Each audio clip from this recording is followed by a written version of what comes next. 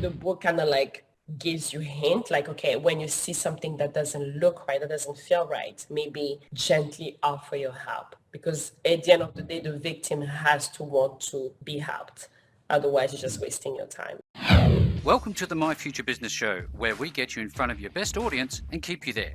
Not only are we interviewing the biggest names in business to help you become even more successful, we're inviting you to book your spot on the show to help you grow your business.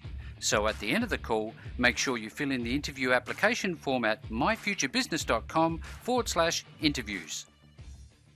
Hello and welcome back to the My Future Business Show. My name's Rick, I'm your host. If this is your first time with us on the show, welcome. I know that you're in for a treat, especially today. Now, for those of you who've been with us for any length of time, thank you for all your support. Now, on today's call, I have the pleasure of welcoming Anita Yombo. Welcome to the show, Anita. Thank you so much. Thank you for having me. Absolutely, my pleasure. Now, we're going to be talking about your journey as an author and your book called Between John and a Hard Place. Now, I know you have a very interesting story to tell. And before we dig into the core of the call, I'd love to know where you are in the world today. Right, right now I'm in Los Angeles, California,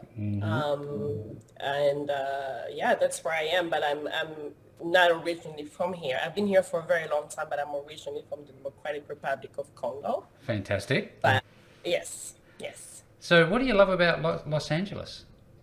Oh my God, I love everything about Los Angeles. The weather, I think, just agrees with me. I've lived in other places, and the weather here seems to agree with me. Like mentally, I just feel like myself when I'm in Los Angeles. I think that would be the main thing that I love so much about this place. Now, I know that, and I'd love to share a bit later on, I know that you come from a place where you were minus 24 on the day that you received a certain book that we're going to talk about. I can pretty much tell straight away why you would have wanted to move from a place like that. Now, it gets really hard. Anita, what do you like doing with yourself when you're not writing or working? Do you have any hobbies? I do. Like I love reading. I could read anything at any time. I think that's something that just relaxes me. But I also like to go for long nature walks. Like when I don't feel like myself, a 30-minute walk makes me feel great. Like not too much hiking, but definitely I would say the things that make me happy, it's reading, walking, and watching a really good movie. Yeah, fantastic. What type of movies do you like?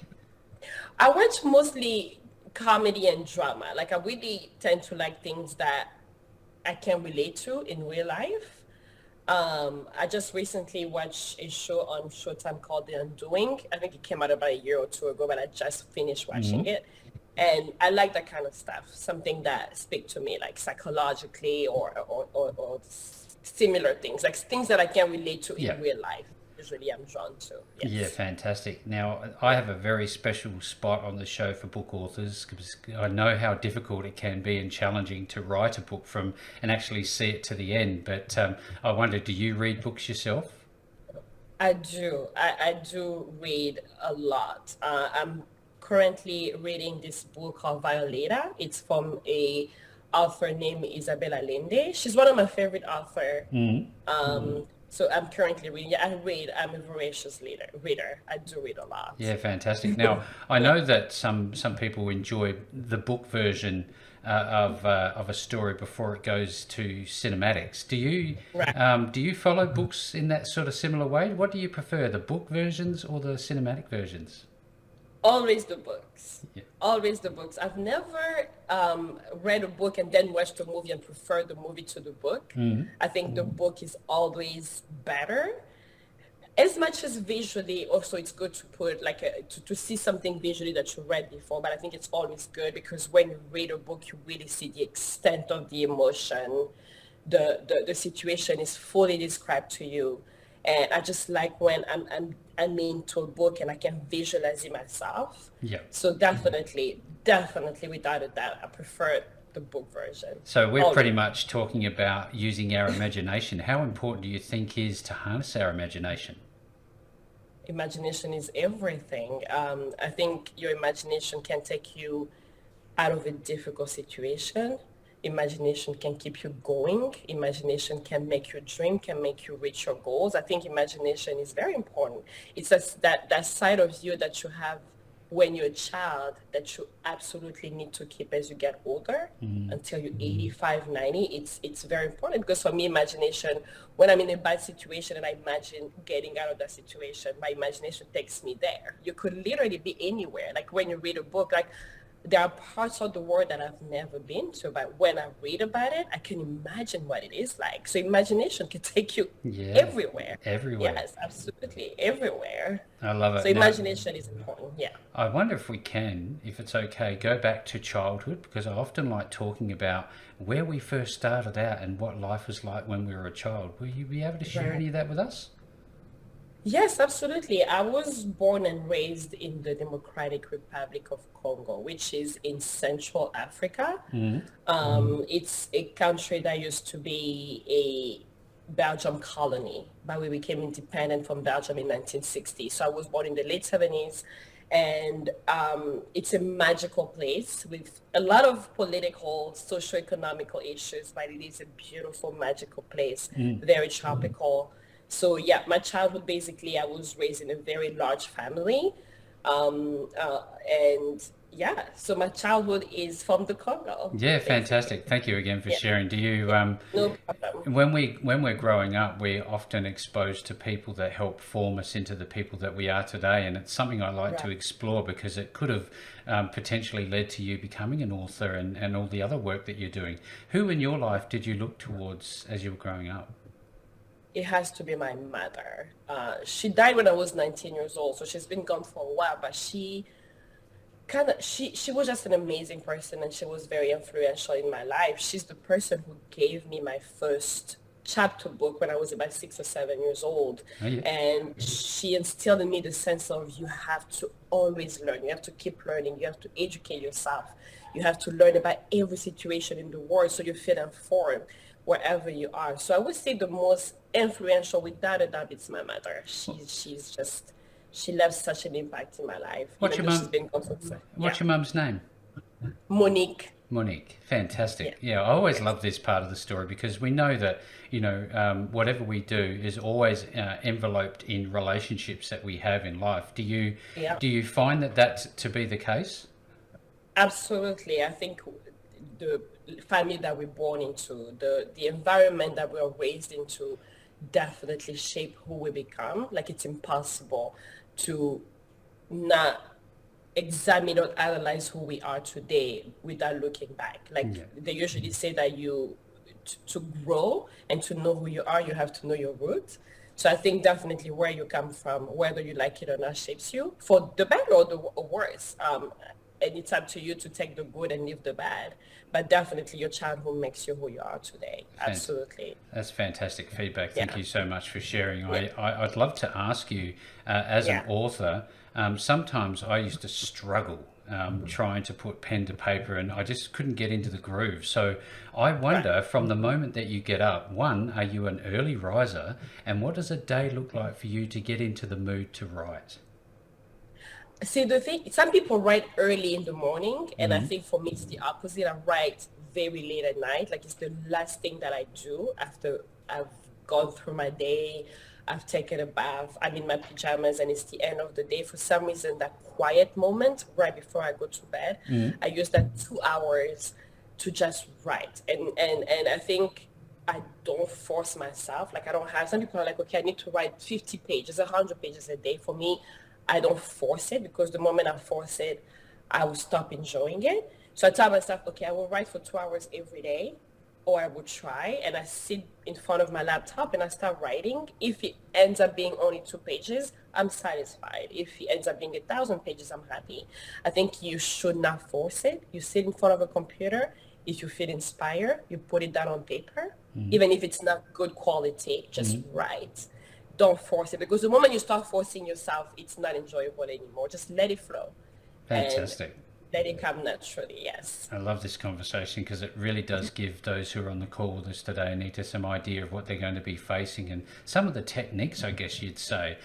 Is it really just like a really rough diamond in the rough type draft when you write? You don't think about structure, you just get it out?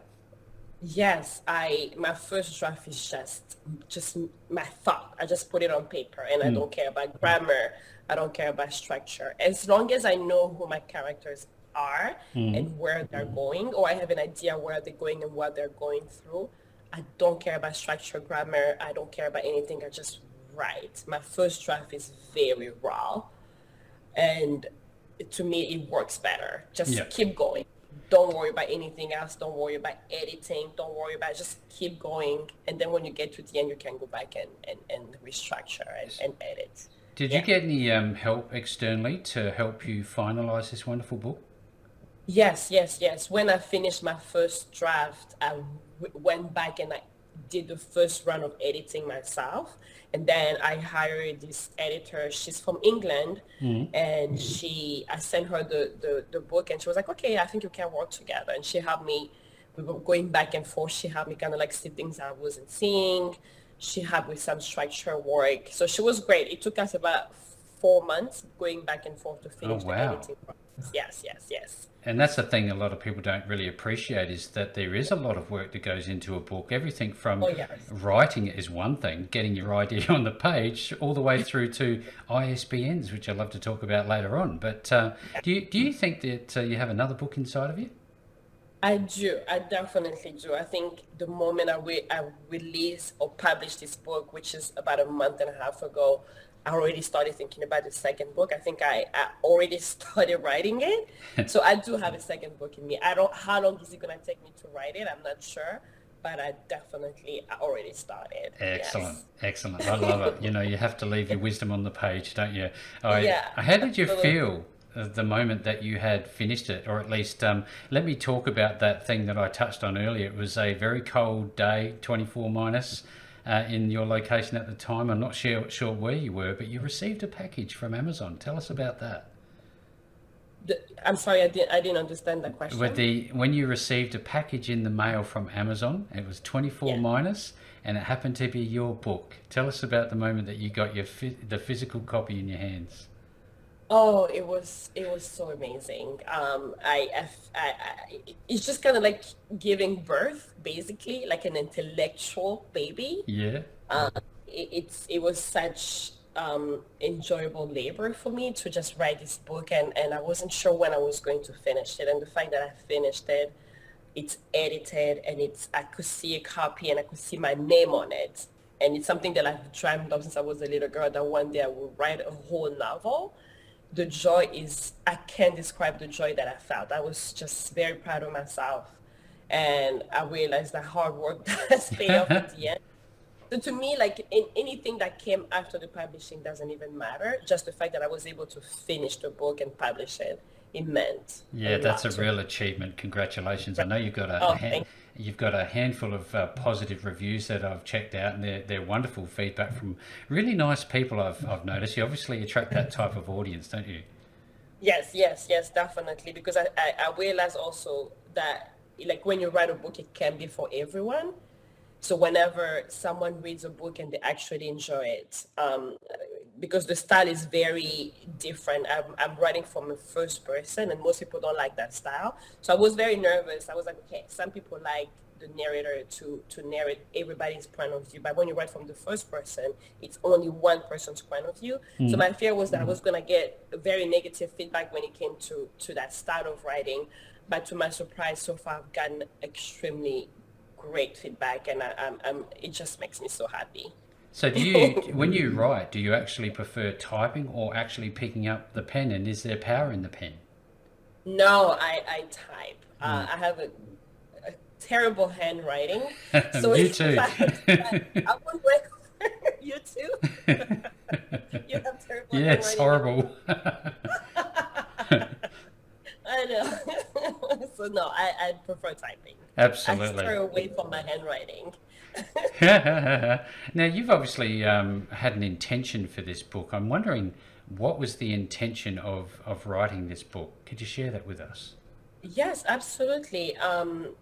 The book talks about sex trafficking, sexual abuse, verbal abuse, and I felt like it's it's a big problem, but at the same time, it's an invisible problem. Like it's really difficult to identify when someone is going through abuse or sexual abuse or is being trafficked. So I felt like, let me tell the story of someone who's going through that, and maybe it will help people be able to see, okay, I'm looking at someone and the situation doesn't look normal. How do I help this person? Or someone who's going through an abusive situation, maybe we'll see that. So when I wrote the book, I just wanted to send a message that there's a big problem out there that's hiding in plain sight. Let's start paying attention. So I think sexual abuse and sex trafficking is one of those things that I wanted to put the message out that there are a lot of victims out there and we could help them. Yes. So what have you learnt about intuition? You've learnt as you've matured and been exposed to these events.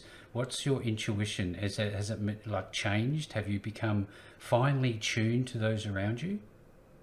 You know, I am, but it's like you say, like the way you grow up shapes who you are, and I think when your parents raise you, they raise you to also not always express everything you feel and everything you think. They teach you, okay, you have to learn how to filter yourself, so to speak. So I think as an adult, when I see something and my intuition is telling me something, sometimes I have self-doubt. I'm like, am I just being paranoid, or this situation is not a good situation? So I'm learning, because you could be wrong. Like you could read a situation wrong. So it's always kind of like, I think I'm learning to really listen, that this is really your intuition. You're not being paranoid, or you're not reading the room wrong. So it's a learning process. I don't think I've learned, I'm there when I fully trust my intuition. It's there. I think it speaks to me, but sometimes I can identify, is it my intuition or just my thinking? So no, I can't say that I'm fully there, but I'm definitely learning to tune into myself and try to kind of like identify when I see a situation, whether it's concerning me or someone that around me, to be able to not misread it. Yeah. And it's definitely not easy. Not easy, absolutely not, because there'd be a lot of, I guess, would there be a lot of like stigmas and shame about sharing this? And through your book, are you finding that people are reaching out to you for that conversation to crack the ice, as it were? Yes, absolutely. I actually had a lady who reached me on Instagram and say, yes, actually, I had one of the person in my neighborhood was a sex trafficked girl, and I kept seeing her, and something was odd about her, until one day I forced myself to speak to her, and I learned that she was in someone's house out of her will, like it wasn't her will to be there, and she was forced to be there. And she said, it's so good that you're writing about this, because this is happening everywhere all the time, but it's very difficult for people to just speak about it because it's so shameful. And it's also scary, because when you see someone and the situation doesn't look right, I think it's difficult, because like, what if I'm just misreading it? What if she's not being sexually abused, or she's not a victim of sex trafficking? So I think it's the book kind of like gives you a hint, like, okay, when you see something that doesn't look right, that doesn't feel right, maybe gently offer your help, because at the end of the day, the victim has to want to be helped. Otherwise, you're just wasting your time. So do you think that a problem shared is a problem halved? Yes. So that conversation is just the first port of call, isn't it? So yes, absolutely. Now, when somebody reads this wonderful book, Between John and a Hard Place, let's break it down a little bit. What's inside? So basically, the book is completely fictional, but it's something that I based out of a real situation. Even though I've been here for 20 years, in 2015 I went back to the Congo, and I was staying at my father's house. And it's very customary for people in the Congo to have a guardian at the gate. So my father's guardian was talking to other guardian in the neighborhood, and he was talking about how his brother's daughter had just vanished. They didn't know what happened to her, and his brother was really in a bad situation. They didn't know who to turn to, and she was only 15 or 16-year-old at the time. And all the other guardian around him started to chime into the conversation, telling him, listen, it happened to me also. My niece disappeared, my nephew disappeared, my friend's son disappeared. So one of them said, a lot of this happens all the time when young girls and boys disappear, because they get abducted, and they get taken into other countries to become sex slaves. So I was listening into the conversation, even though I wasn't part of the conversation, and the conversation kind of like really stayed with me. I remember coming back and just wondering, okay, these things are happening around the world, and it's happening in the Congo where kids are disappearing, they're sex trafficked, and it just made me want to start writing the book. So the book basically talks about a girl born and raised in the Congo. When she was 16, she was abducted and taken into America. And she went through 2 years of this ordeal when she was living at this man's house as a sex slave. So the book basically takes you into the journey. It's very intense. And it has some difficult parts to read, but it basically just takes you into the journey of this young woman who was abducted and taken into the United States and became a sex slave. So it's very intense. When you open the book, that's what basically you have to go through. And you have to be ready mentally to read such a dark, intense story. Thank you for sharing that. I wonder, you mentioned earlier about the editorial process taking some 4 months. Overall, how long did it take to complete the book from start to finish?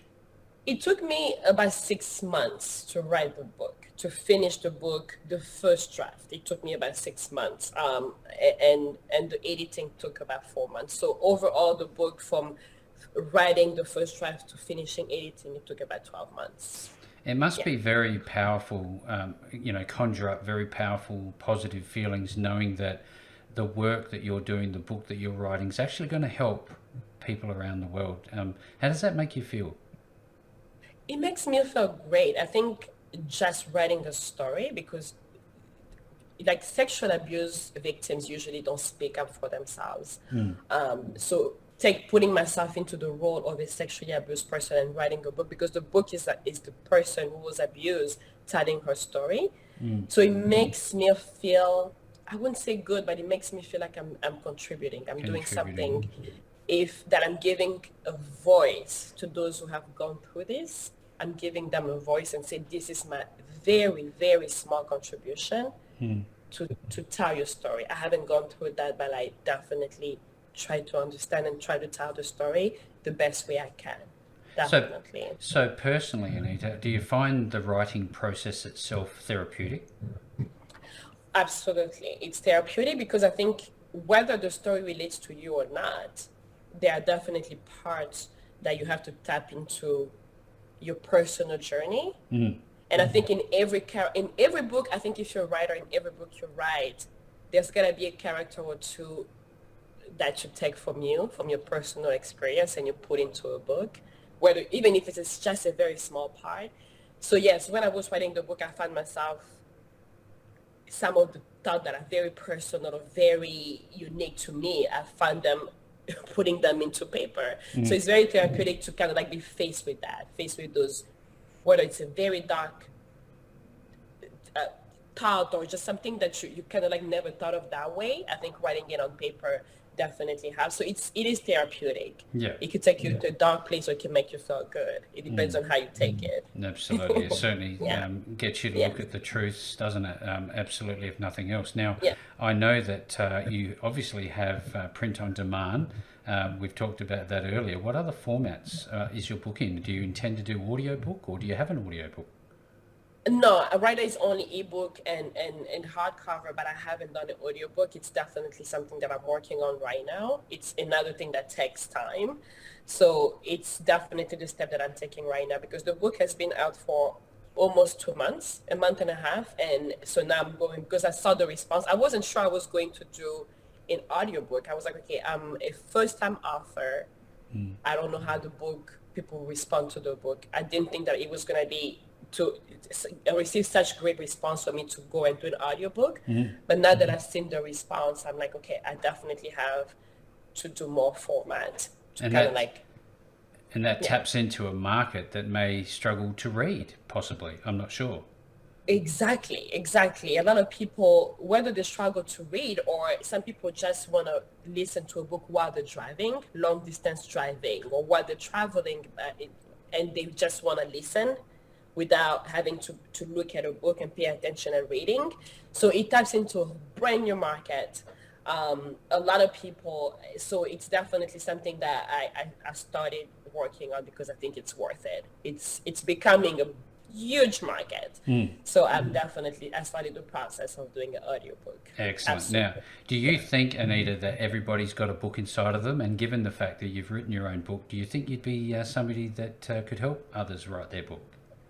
Yes, absolutely. I think, like, even though I write and I've been writing for a very long time, this is my first book, I still don't consider myself a full-on writer. I think you become a writer at your second book, because I think anyone, whether you're a writer or not, you could write a book. If you've gone through life, you had a family, your environment, society, where you live, I think we all have the ability to write at least one book in our life.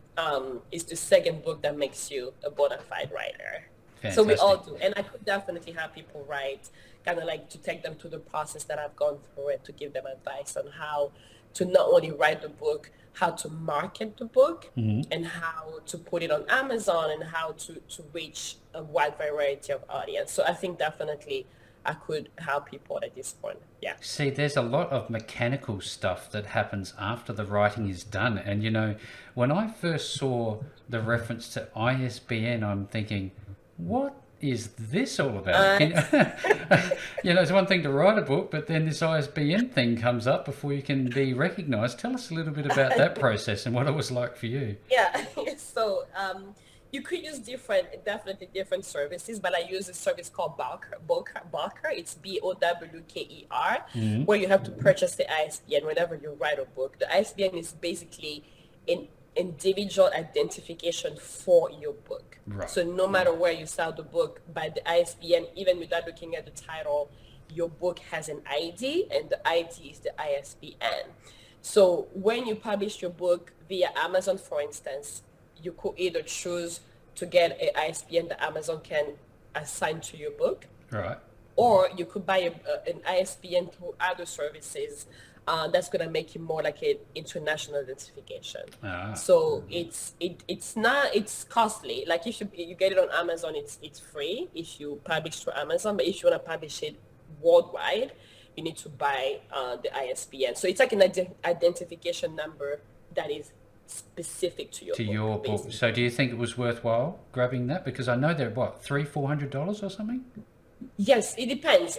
Through the service that I told you, BOWKER, Bowker, yeah. You can buy one ISBN for $120. So it's not as pricey. If you want to release more books, then you buy like a package, which can cost up to $1,000. But you could buy a single ISBN for your book. If you don't think you're going to plan on publishing more books, you can buy just one ISBN, and that's for a lifetime. As like I said, intellectual property. So that identification stays with your book for a lifetime. You know what? So you can buy individual ISBN.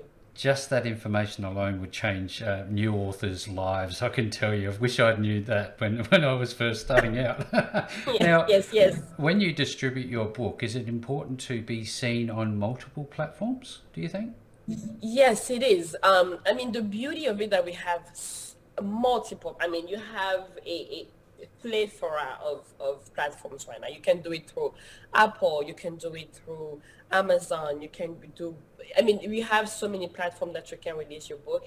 But for me, I think I chose the first 90 days. You have this program called Kdp Select on Amazon, when the book is only exclusive to Amazon Prime subscribers. So when you have that 90 days, you sign up for Amazon, you cannot release the book anywhere else. So the good thing about it is that Amazon has this program, they call it Amazon Unlimited, where people pay $10 a month to read an unlimited amount of books. So the good thing about signing up for that Kdp Select, you have 90 days where Amazon just sends your book to these people that are subscribed for Amazon Unlimited. So you get a lot of exposure. Yeah. You could choose to renew the 90 days after the 90 days expire, or you could choose to put it out. In this case, once you're done with the 90 days, you could release it everywhere else, like on iTunes. You could put it on every other platform like Barnes and Noble, you can put it everywhere else. Yeah. But I think it's definitely, if you want to reach a wider audience, I think it's worth definitely putting it on as many platforms as possible. You can. Well, that's wonderful. I know that you are on Amazon now. When people want to obviously buy the book, tell us where they can find you and maybe connect with you. Yes, right now I'm on every platform, social media platform. I'm on Twitter as Anita Yombo. I'm on Instagram as Anita Yombo, and I'm on Facebook as Anita Yombo. However, if you want to purchase the book, you can go on Amazon.com and just type my name, and I have an author's page, and you'll be able to see the book right there. Or you could just tap on Amazon Between John and a Hard Place, and the book will pop out. I'm also available at Barnes and Noble. And I can tell everybody who's on the call today, if you want to get your hands on this book, most certainly go and check out Amazon and type in Between John and a Hard Place. That'll be one of the first places to start. But also, I know that you are on Goodreads.com as an author, which is fantastic. So what's that about? Tell people about why it would be important for them to read your book, then go to Goodreads. So Goodreads, it's this amazing platform for author and reader. It basically, like as an author, you can create a page and you reach, Goodreads has a lot of subscribers. Millions and millions of subscribers around the world. So as an author, if you put your book on Goodreads, you reach out a lot of people, and you can show them how to reach you, how to contact you. And as a reader, also, when you go on Goodreads and you want to see the review of a book, Goodreads really gives you all the people gives you previews, they give you their reviews, they give you how to rate the book. So if you're trying to find the book like in a specific category, you go on Goodreads and you can find what other people think of it. Because what I noticed is that reviews mean a great deal for people when they want to purchase something. Unfortunately, back in the days we didn't do that. Like when we just went to a bookstore, just bought it. You see a book and you like it, you purchase it. But nowadays, because we're online, people only purchase a book if it has good reviews. So Goodreads and Amazon definitely have, and Goodreads is a huge platform with a lot of people. So as an author or a reader, I think it's good to open an account with Goodreads. Fantastic. Well, if you're on the call today, you've obviously heard just a bit of the story behind the book and writing the book, and there will be links below this post. No matter where you listen to it, you'll be able to track back to this wonderful book, Between John and a Hard Place. And with that all being said, Anita, what a wonderful call. Thank you very much for joining me on the show today. Thank you so much. Have a good one. Thanks for joining us today. If you enjoyed the call, then make sure to subscribe, leave a comment, share us with your friends, and book your spot on the show at myfuturebusiness.com/interviews. And if you're looking for solutions that will help grow your business, then visit myfuturebusiness.com/shop.